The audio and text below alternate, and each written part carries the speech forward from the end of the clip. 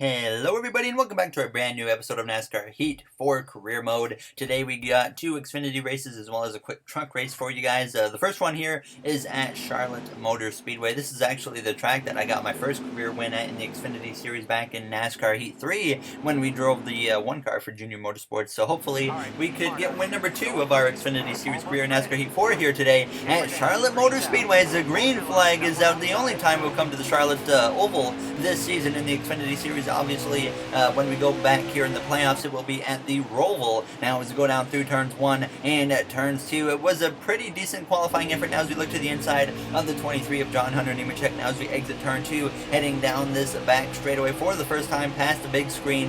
Now, as we go down towards turn 3, up inside the top 10 early on here in Charlotte, there's our teammate Cole Custer's battling with Michael Annett for the lead position. Annett obviously got a win recently, so he's locked inside of the playoffs. Now, as we come through the tribal, crossing the line to complete the first lap. The Charlotte race was only a 13% race, and then the Pocono one later on was a 25% race. So we would come straight through to the final lap, which is only 4 laps in the first stage, but we would get a caution that would end the stage about 3/4 of a lap early, and it was Noah Gragson who was credited with the stage victory. There was no need to come to the pit lane at this point, so we would stay out and get ready to go green for the second stage here at Charlotte Motor Speedway. We would be starting from the 7th position now as the second stage is underway here at Charlotte Motor Speedway as we go green. It's only 5 laps here in the second stage, now as we go down towards turns 1 and turns 2.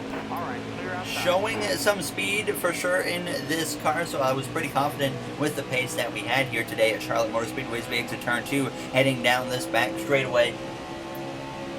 On the front row right now, it is Noah Gragson, with right behind him the 22 of Austin Cindric in that second position as we go through turn 3 and turn 4, getting into the wall there as we came out of the corner, but thankfully we don't really damage the car too much. So now running in P6 at this point, and as we came through now on lap 3, we had run down this group of cars looking to the inside of Christopher Bell as we came through turns 1 and turns 2.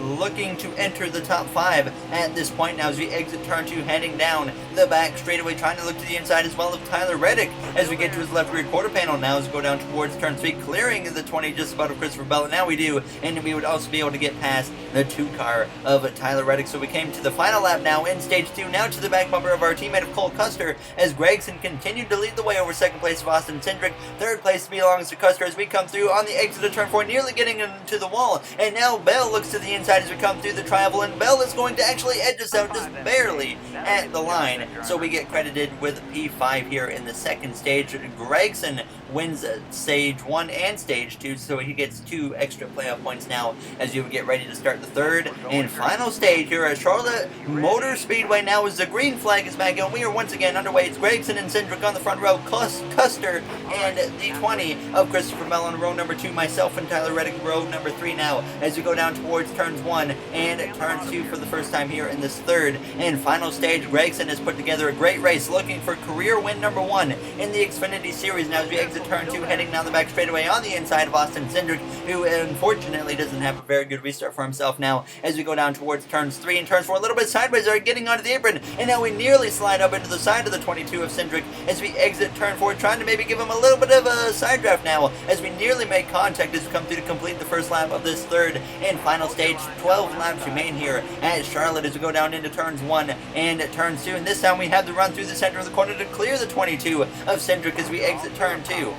So now setting our sights on the cars up ahead of Custer and Noah Gragson, and as we came through now on lap 20, we had run down Custer, looking now to the inside of Custer as we came out of turn 4, and at this point Christopher Bell had been running the top lane and he had run us both down as we crossed the line with 7 laps to go here in Charlotte as we went down towards turns 1 and turns 2, a little bit sideways there for Custer, and now Bell looks to the outside, 3 wide here as we slide up the track a little bit, 3 wide racing, incredible racing there as Bell would take the position, and we would actually be able to get back past Cole Custer and drive away from him, and it was just myself and Cindric here as we had actually fallen behind Gragson and Christopher Bell, but then a caution would come out here with just 4 laps to go in the race.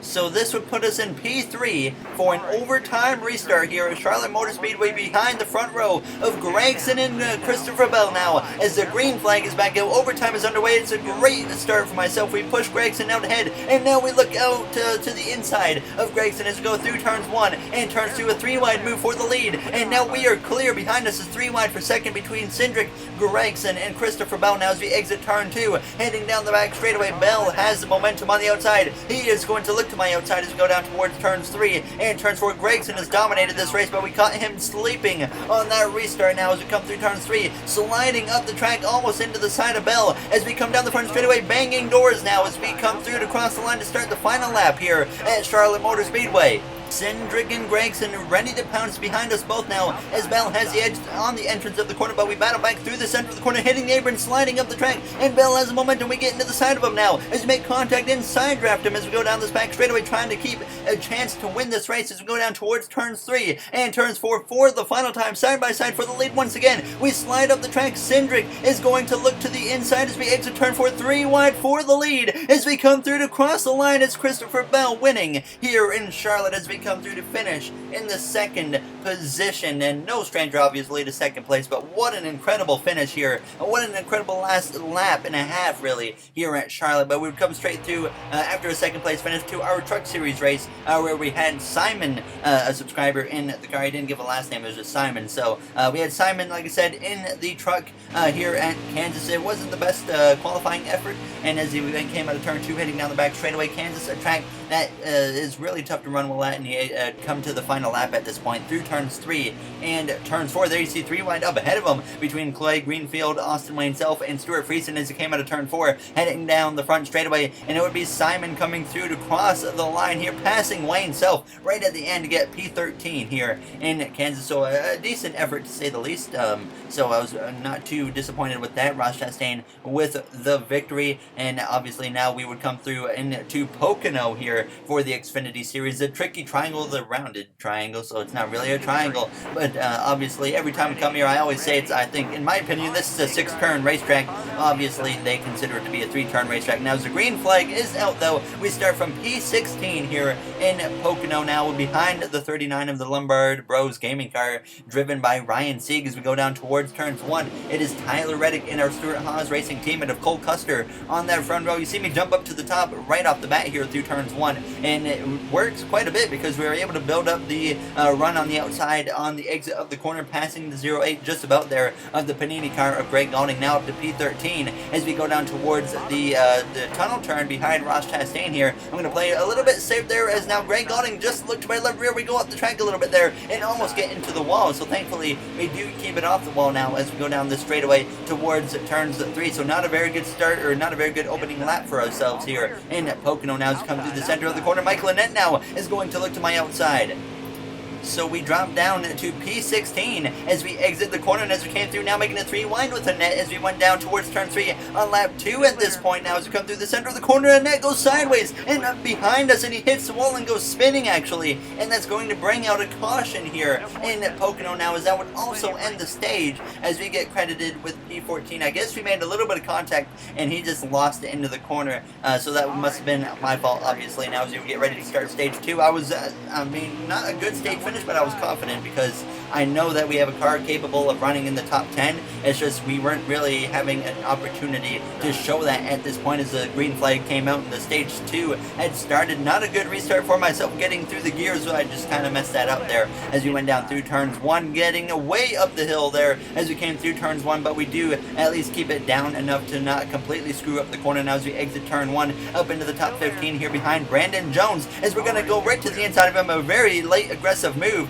but it works now as we would be able to head down towards the tunnel turn behind Ray Black Jr. as we go through the tunnel turn. There goes the 19 spinning now, and the 07 sideways, as I was just a little bit baffled right there. We didn't touch the 19, so I'm not sure what happened to him, but we did touch the 07. He got sideways. That brings out another caution as we would have to get ready to go green once again here in Pocono now, as the green flag is once again back out now, this time from P14. A wild start to this race in Pocono now, as there's still 3 laps to go in this second stage as we make the long stretch down towards turns 1 from P14 with the 08 of the Panini car of Greg Galding on the inside as we go down through turns 1 for the first time once again here after this restart. Now jumping up to that top lane as we come through the center of the corner. Definitely going to need some help if we want to get moving forwards now as we exit turn 1. Chastain, our rival on our inside, making a little bit of door-to-door contact, but we do get clear of him as he almost hooks us actually, but we clear him and both Ray Black Jr. as we go down towards the tunnel turn now, up into the 12th position now as we come through the tunnel turn. There's trouble up ahead, and someone goes sliding, and it's big trouble as we come through,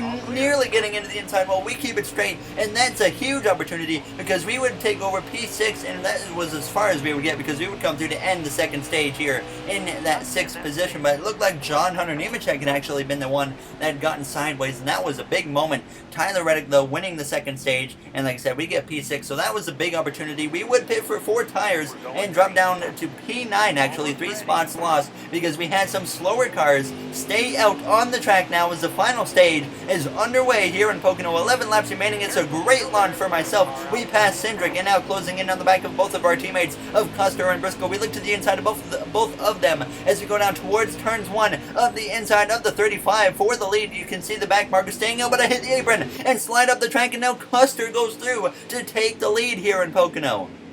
So a good restart for myself, but a great restart for Cole Custer as we clear that car on my outside, and now are in the second position as we go down towards the tunnel turn. But Custer, with a great restart, has put himself out front here in Pocono as we had approached 10 laps to go once we had get to the line. And now as it came through to 10 laps to go, I had made a mistake in the tunnel turn, and that allowed Chase Briscoe to get past me, and as well as Tyler Reddick. He would actually be able to run me down and get past me as well. So he had moved up to P2 as we were already approaching the final lap now here in Pocono. Now as we head down this front straightaway, pushing Briscoe as we come through to cross the line. 1 lap to go here in Pocono Raceway, passing Briscoe, and like I said, Reddick had run us down past me, but now we get back to his inside as we go down towards turn 1, trying to take over that second position as we come through turns 1 for the final time, right on the back bumper of the leader of Cole Custer just about.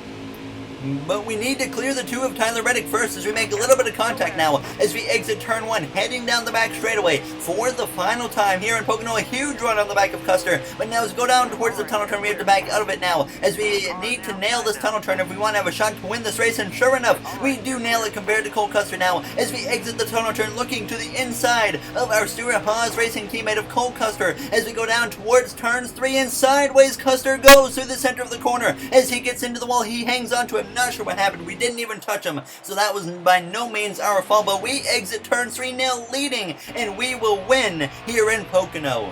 Great job, driver. Checker flag is in the air. It's yours.